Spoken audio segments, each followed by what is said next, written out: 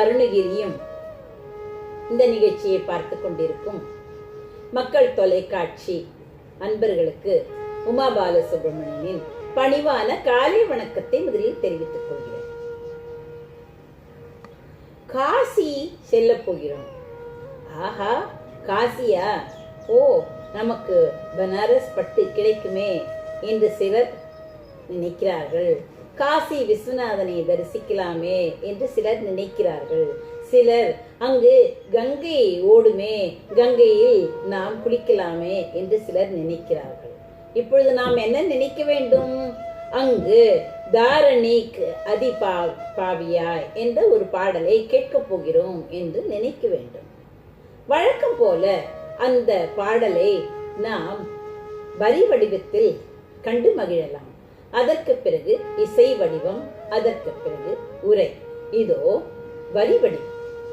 தாரணிக்கு அதிபாவியாய் வெகு சூது மெத்திய மூடனாய் மனசாதனை களவாணியாய் உறும் அதிமோக தாபமிக்குள வீணனாய் பொறுவேல் விழிச்சியர் ஆகும் மாதர்கள் தாம் உயர் செய்யும் ஏது தேடிய நினைவாகி பூரண சிவ ஞான காவியம் ஓதுதல் புணர்வான நேயர்கள் பூசு மெய் திருநீட இருவினையேனை பூசி மெய்ப்பதமான சேவடி காண வைத்தருள் ஞானமாகிய போதகத்தினை ஏயுமாறு அருள் புரிவாயே.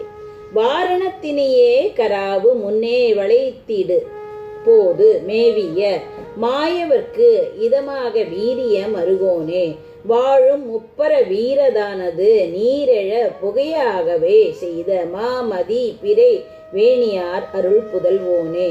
காரணக்குரியான நீதியர் ஆனவர்க்கு முன்னாகவே நெறி காவிய சிவ நூலை ஓதிய கதிர்வேலா கானக கூற மாதை மேவிய ஞான சொற்குமரா பராபர காசியிலே பிரதாபமாய் ஒரே பெருமாளே. என்ன நேயர்களே, வரி வடிவில் கண்டு கழித்து விட்டீர்களா? இப்பொழுது வசுமதி தேசிகன் அவர்கள் குரலில் இதே பாடலை நாம் இசை வடிவில் கேட்டு மகிழலாம். தாரணி கரை பாவையாய் வெகு சூது மெத்திய மூடனாய் மனசாதனை களவாணியாயொரு மதிமோக தாபமிக்குள வீணனாய் பொறுவேல் விழிச்சியராகுமாதர்கள் தாமுய செய்யுமேது தேடிய நினைவாயாகி பூரண சிவஞான காவியம் ஓதுதற் புணர்வான நேயர்கள் பூசுமை திருநீரிடாயிருவினையே பூசி நீரு பூசி திருநீரு பூசி மெய்ப்பதமான சேவடி காணவே தருள் ஞானமாகிய போதகத்தினையுமாறருள் புரிவாயே. தாரணிக்கு அதிபாவியாய். தாரணி என்றால் என்ன? தாரணி என்று வருகிறது. தாரணி என்றால் இந்த உலகம். இந்த உலகத்தில் எத்தனையோ பேர் பிறந்திருக்கிறார்கள். கிருஷ்ணன் சொல்லுவார், இந்த பூமியில் மிகவும் பாரமாக ஆகிவிட்டது, அதனால் போர் வந்தால் நிறைய பேர் அழிந்து விடுவார்கள் என்று அவர் போர் புரிந்தார் இந்த மகாபாரதத்தில் என்று நமக்கு தெரியும். அப்படி இவர் என்ன சொல்கிறார்? தாரணிக்கு இந்த உலகத்தில் நான் பாவியாக இருக்கிறேன். பாவி என்றால் என்ன? நான் தீங்குதான் புரிகின்றேன் என்று பொருள். தாரணிக்கு அதிபாவியாய், அதிகமான பாவியாய் இருக்கிறேன். வெகு சூது மெத்திய மூடனாய், அதிகமாக சூது வாது என்று கூறுவார்கள். சூது வாது அவனுக்கு நிறைய இருக்கிறது, வஞ்சனை இருக்கிறது என்று. சூது மெத்திய என்றால் என்ன? நிறைந்த மூடனாக இருக்கிறேன். மன சாதனை களவாணியாக, மனத்திலே அழுந்தி. இந்த களவாணி என்றால் என்ன? திருட்டு புத்தி, ஏமாற்று புத்தி. களவாணிக்கு அந்த ஏமாற்று புத்தி. ஒருவனை ஏமாற்றி அவனிடம் இருக்கும் எல்லாவற்றையும் நாம் பிடுங்கிக் கொள்ள வேண்டும் என்று, அல்லது பொய் சொல்ல வேண்டும் என்று களவாணி பயலே என்று கூறுவார்கள். அதனால் மனசாதனை களவாணியாய், மனத்திலே மனசாதனை என்று கூறுகிறார். என்ன சாதனை புரிகிறான் அவன்? அவன் களவாணியை தான் சாதனை புரிகிறான். களவாணியாக இருக்க வேண்டும் என்று சாதனை புரிகிறான். மனசாதனை களவாணியாய், மனத்திலே அழுந்திய அந்த திருட்டு புத்தியை உடையவனாக, உறும் அதிமோக தாபமிக்குள்ள வீணனாய். அதாவது மிகுதியான காமம். அந்த காம மயக்கத்தில் தாகம் அதிகமாக இருக்கிறது. தாகம் இருக்கிறது. எந்த தாகம் இருக்கிறது? அந்த காமம் என்ற தாகம் இருப்பதால் நான் வீணனாக இருக்கிறேன், எதற்கும் உபயோகம் இல்லாதவனாக இருக்கிறேன். காமம் மிக்க தாபமிக்குள்ள வீணனாய் பொறுவேல் வீழ்ச்சியராகும் மாதர்கள். பொறு என்றால் என்ன? சண்டை போடுவது. அவர்கள் சண்டை போடுவது போல் அவர்கள் கண்கள் அப்படி இருக்கிறதாம். அது வேல் போன்று, வேலை வைத்துக் கொண்டு சண்டை போடுவார்கள் பாருங்கள். அப்படிப்பட்ட வேலை போன்று இருந்து நம்மை ஆண்களை இழுக்குமாம். பொறுவேல் வீழ்ச்சியர் ஆகும் மாதர்கள். அந்த போருக்கு உபயோகிக்கப்படும் அந்த வேல் போன்ற கண்களை உடைய அந்த பொது மகளிர் என்ன செய்வார்கள்? தாம் உயர் செய்யும் ஏது தேடிய நினைவாகி அவர்கள் தாம் மேலும் மேலும் வளர வேண்டும். எப்படி வளர வேண்டும்? தன்னுடைய உடம்பை வளர்த்துக் கொள்ள வேண்டும், தன்னை அழகுபடுத்திக் கொள்ள வேண்டும், அதற்கு சாதனங்கள் வேண்டும், எனக்கு பெரிய மாளிகை வேண்டும், அது வேண்டும், இது வேண்டும் என்று அவர்களுக்கு ஆசை ஒவ்வொன்றாக உயர்ந்து கொண்டே போகும். அதற்கு யார் கரு? அதற்கு உதவுவதற்கு நான் இருக்கிறேனே. அதனால் அவள் உய்வதற்காக என்னை உபயோகப்படுத்திக் கொண்டிருக்கிறாள் என்று கூறுகிறார். தாம் முயற்சியும் ஏது தேடிய நினைவாக, எதை தேடி அவளுக்கு கொடுப்பது என்று அதே நினைவாக இருக்கிறேன். எதை தேடி அவள் ஒரு பொருள் கேட்டால் உடனே அதை தேடி அவள் காலடியில் கொட்ட வேண்டுமே என்று அதே நினைவாக இரவும் பகலும் அதே சிந்தனையாக நான் இருக்கிறேன். முருகா, பூரண சிவஞான காவியம் பூரணமாக இருக்கிறதே, அந்த பரிபூரணமாக இருக்கிறது அந்த சிவஞான நூல்களை ஓதுதல் புணர்வான நேர்கள். அதாவது பூரணமாக அந்த சிவஞான நூல்கள் இருக்கிறதே, அதுவே எப்பொழுது பார்த்தாலும் ஓதுவார்கள் அடியார்கள். எப்பொழுது பார்த்தால் சிவாய நம, நம சிவாய, சிவாய நம என்றும் கூறுவார்கள் மற்ற நேரத்தில். அல்லது ஏதாவது ஒரு புத்தகத்தை வைத்துக் கொண்டு அதை பாராயணம் செய்வார்கள். அப்படி ஓதுதலில் விருப்பம் கொண்டுள்ள அந்த அன்பர்கள் இருக்கிறார்களே, பூசு மெய்த்திரு நீரிடா இரு வினையேன். நான் எப்படி இருக்கிறேன்?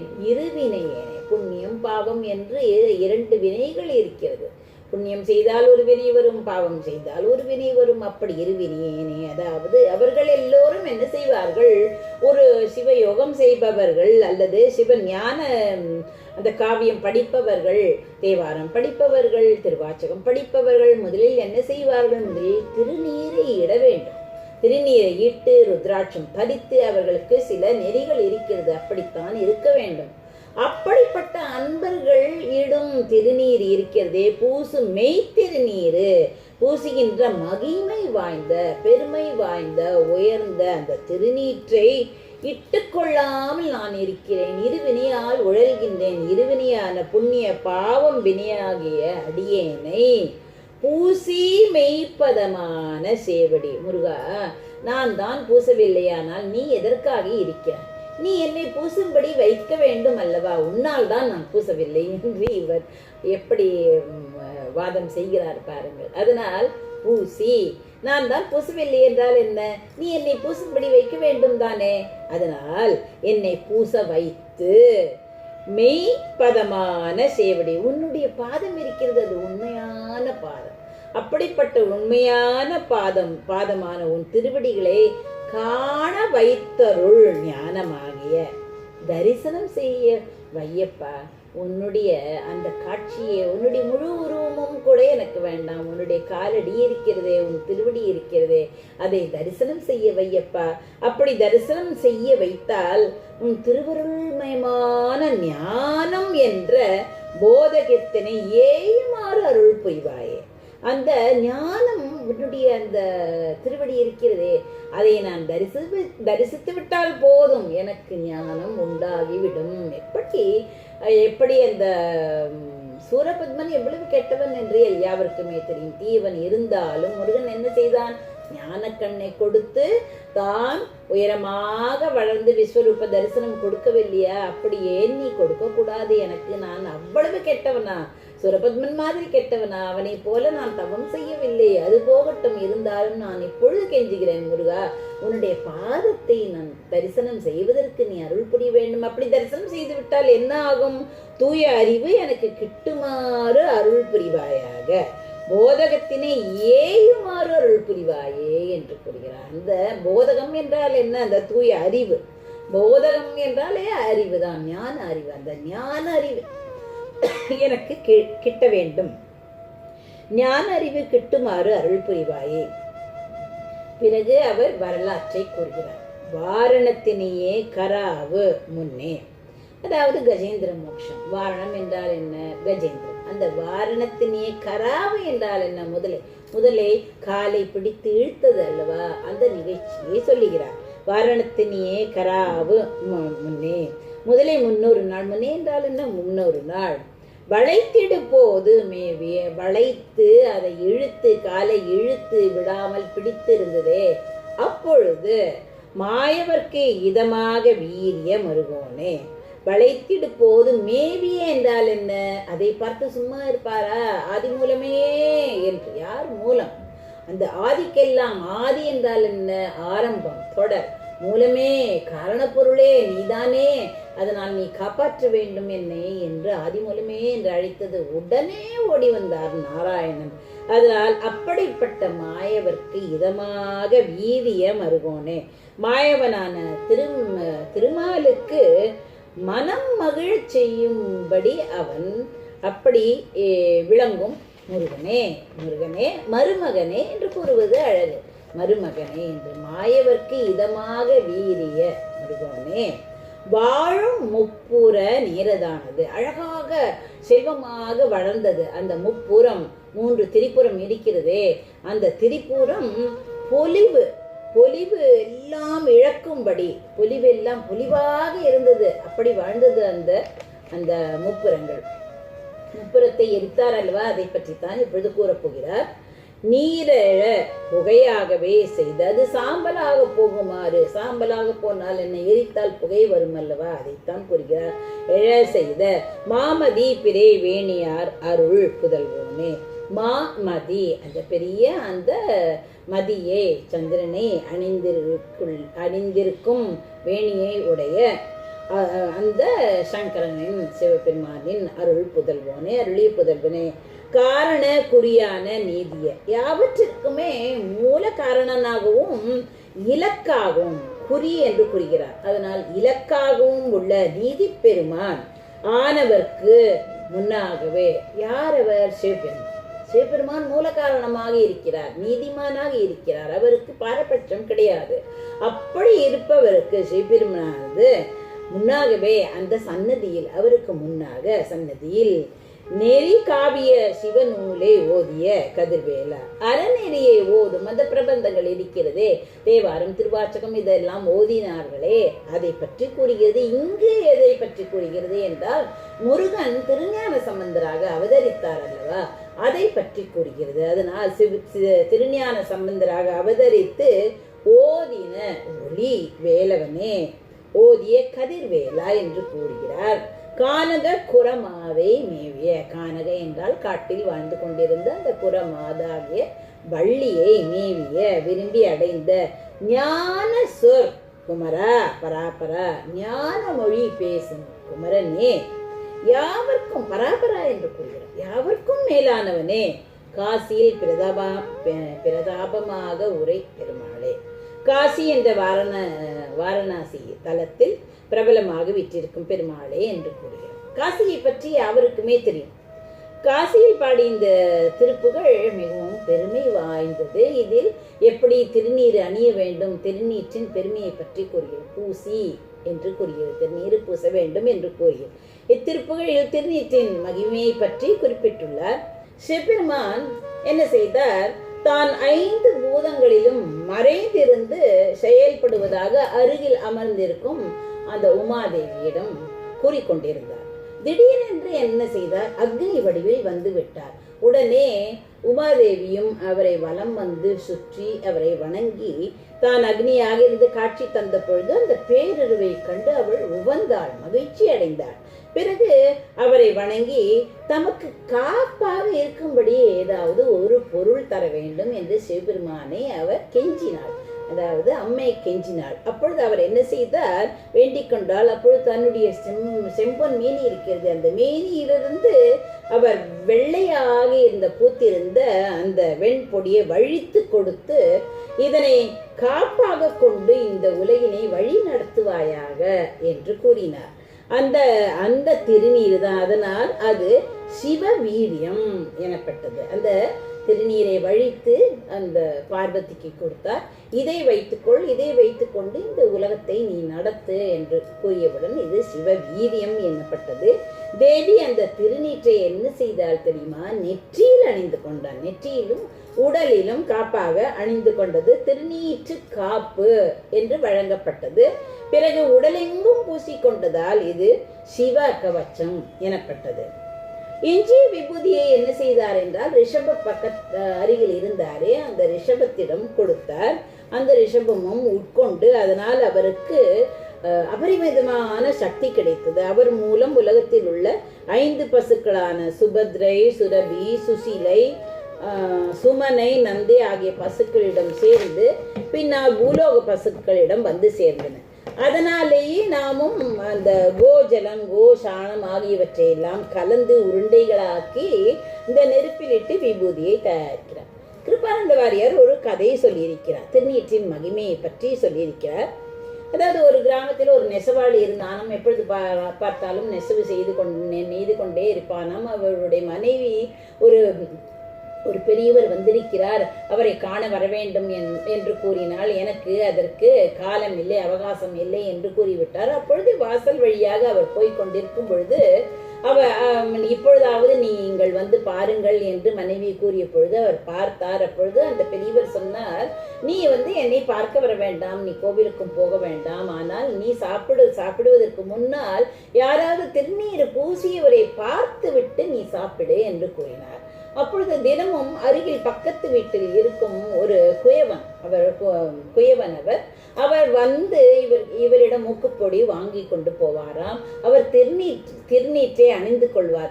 அந்த திருநீற்றை பார்த்துவிட்டு ஓஹோ அவரை தினமும் பார்க்கலாமே என்று தினமும் பார்த்துவிட்டு இவர் சாப்பிட்டு வந்தவுடன் ஒரு நாள் அவரை காணும். ஏன் இன்று வரவில்லை என்று, அவர் எங்கு போயிருக்கிறார் என்று எங்கோ சென்று பார்த்தால் அவர் வயலில் அந்த பக்கம் போய் தோண்டினாராம், மண்ணை தோண்டினாராம். அதாவது அவருக்கு குயவர் தானே, அதனால அவருக்கு மண் வேண்டும் என்று.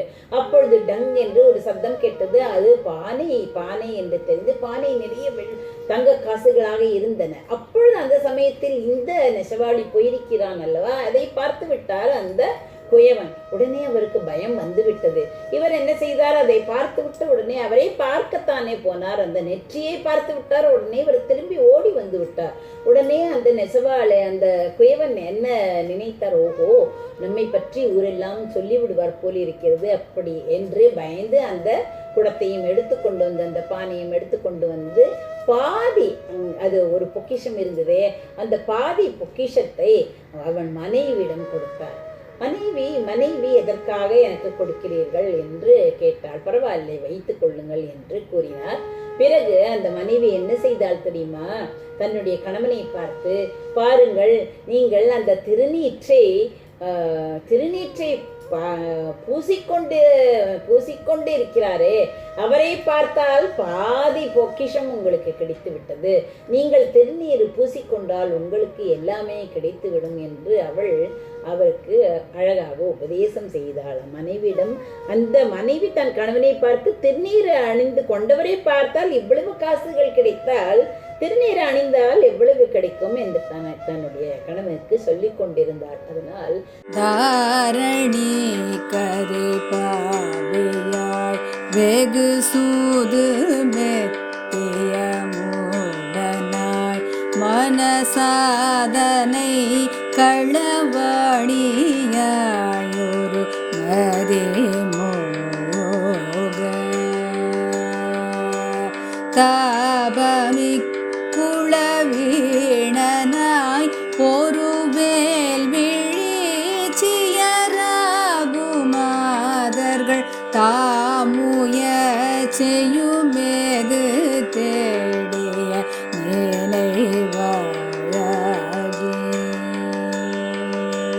பூரண சிவஞான காவியம் ஓதுதற் புணர்வானர்கள் பூசுமை திருநீரிடாயிருவினையே பூசி நீரு பூசி திருநீரு பூசி மெய்ப்பகமான சேவடி காணவே தருள் ஞானமாகிய போதகத்தினையுமாரருள் முருகா வாரணத்தினையே கராவு முன்னே வளைத்திடு போது மேவிய மாயவர்க்கிதமாக வீரிய மருகோனே வாழும் முப்புறவீரதான் அது நீரழ புகையாகவே செய்த மாமதி பிறை வேணியார் அருள் போதல் காரண குறியான நீதியரானவர்க்கு முன்னாக நெறி காவிய சிவநூலை போதிய கதிர்வேயன கனக புறமாதை மேவிய ஞான சோர் குமரா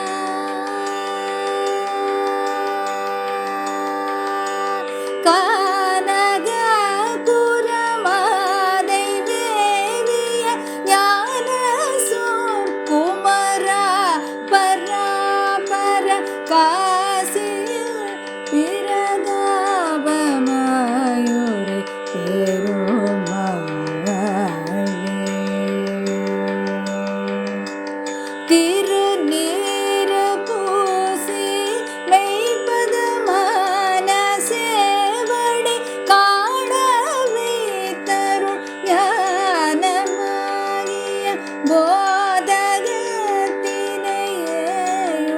போதகத்தினையுமாரருள்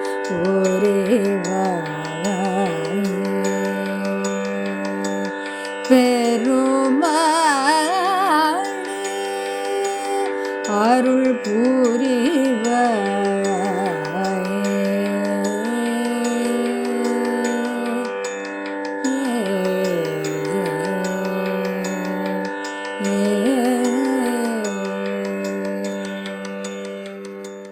திருநீற்றால் எவ்வளவோ பேர் ஒரு அரசன் உடம்பு முழுதும் கவச்சமாக அணிந்து கொண்டான். ஆனால் காலில் மட்டும் படக்கூடாது என்று அணியவில்லை. அதனால் அவனுக்கு காலில் மட்டும் கெடுதல் ஏற்பட்டது. மற்றபடி அவன் வீரனாகவே திகழ்ந்தான் என்று வரலாறு கூறுகிறது. அதனால் திருநீற்றின் மகிமையை சொல்லவும் வேண்டுமோ?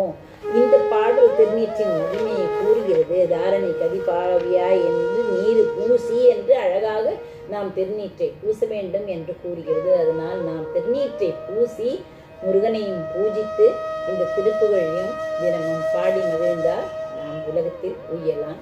நன்றி, வணக்கம்.